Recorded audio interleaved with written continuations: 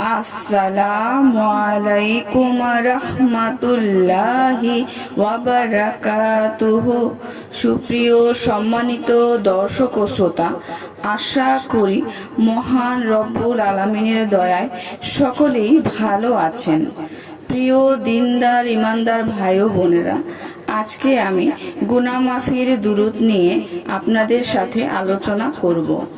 ইমাম ইসমাইল বিন ইব্রাহিম রাদিয়াল্লাহু তাআলা আনহু হযরত ইমাম শাফিঈ রাহমাতুল্লাহকে স্বপ্নে জিজ্ঞাসা করেছিলেন, আল্লাহ রাব্বুল আলামিন আপনার সাথে কিরূপ ব্যবহার করেছেন? তিনি বললেন, এই দুরূদের বরকতে আল্লাহ পাক আমাকে মাফ করে দিয়েছিলেন। তো প্রিয় দর্শক শ্রোতা, গুনাহ মাফির দুরূদ এখন আমি আপনাদেরকে পড়ে শোনাচ্ছি। বিসমিল্লাহির রহমানির রহিম। আল্লাহুম্মা সাল্লি আলা মুহাম্মাদিন কুল্লামা যাকারাহুজ জাকিরুন ওয়া কুল্লামা গাফালা আন যিকরিহিল গাফিলুন।